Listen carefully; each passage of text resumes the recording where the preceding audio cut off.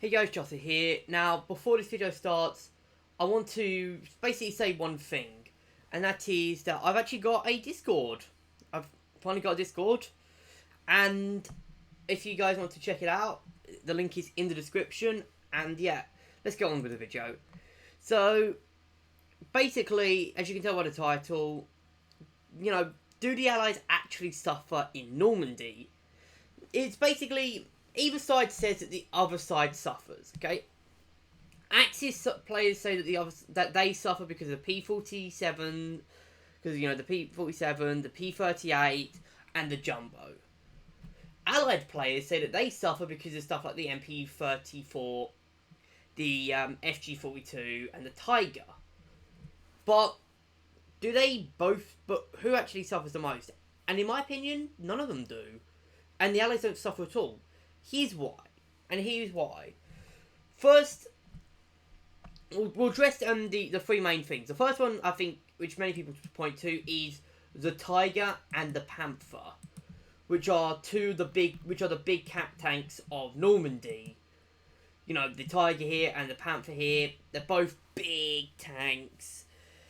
They're both incredibly dangerous, especially on the front, especially when you're against an actual tanker who can play as the Tiger or the Panther. But here's the problem with them.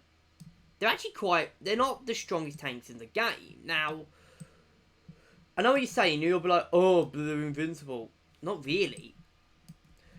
I'm going to show you, for a start, we'll say the P47 and the P38 can both destroy them with ease with their rockets.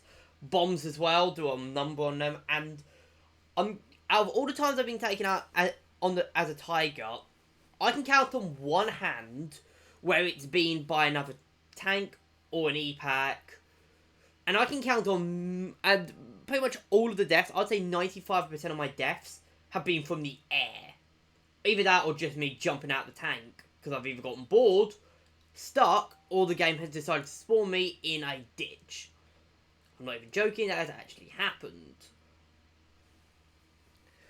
But with but the thing is, just that, as well as that, you've got a counter to it, the 76. The 76, well, it's not as good against a Tiger as it is against a Panther, since it can front pen Panthers, and I know it can front pen Panthers because I have front penned Panthers in this thing, in both this and the M10.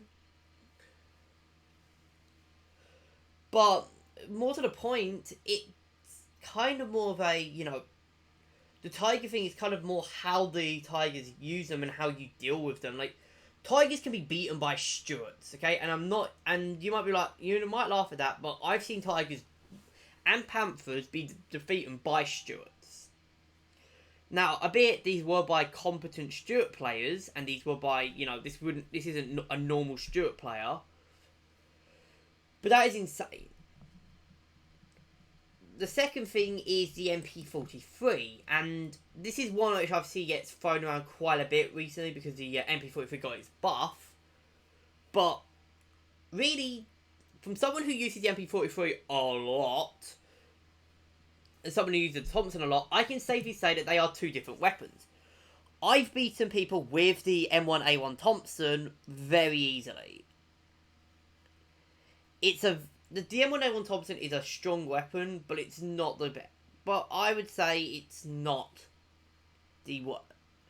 But I would say, saying that it is a complete waste over the MP43 is completely disingenuous, and I think that's a problem I have with it. It's just that people are saying, oh, the M1A1 Thompson, or the M1 Thompson do not match the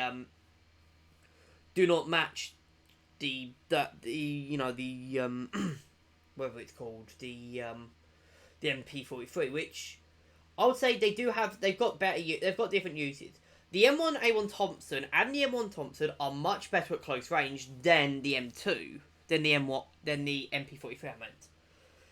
And really, the MP43 kind of more fills a mid-range role, kind of more like what the grease gun fulfills. However, it's much better than the grease gun by a mile. The third thing I think which most people complain about is the FG42, and again, most people say this because the Americans get the carbine. Now, the FG42 is overpowered. I will have to say that. It is overpowered, and it is a legitimate complaint. However, saying that, oh, the enemy have an FG42, we're fucked. No. The M2 carbine beats the FG42 in certain situations. In situations like using the, like for example, in point blank range, the M2 carbine beats the FG42. In situations, the same with the Thompson, the same with stuff like even the M19 1986. Now, I will say the FG42 is still a dirty, powerful weapon, but you've got some other powerful weapons in the arsenal, and here's some other reasons why they don't suffer like as much. First off, the 1986 is one of the most powerful LMGs in the game, if not the most powerful LMG in the game. Like, I would still say, even with its nerf, it is still the best weapon, the best LMG in Normandy, and potentially even the best weapon in the Allied arsenal. Second, they get two grenade launchers, and they're both top tier. Like the M1 carbine with the grenade launcher, yay, it's kind of a mix of a 3-kill gun and an M1 carbine. So you basically only have the M1 carbine, and then you're like, back to suffering with the M1. You know, you use the grenade launcher, then you're like back to suffering with the M1 carbine. But the M1 Grand with the launcher is probably the best launcher in the game. Okay, I'm just going to say it's the best launcher in the game.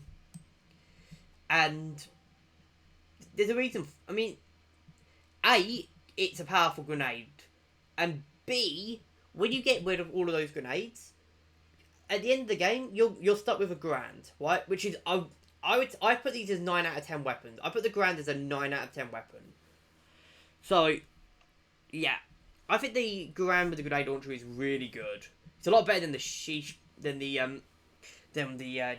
launcher.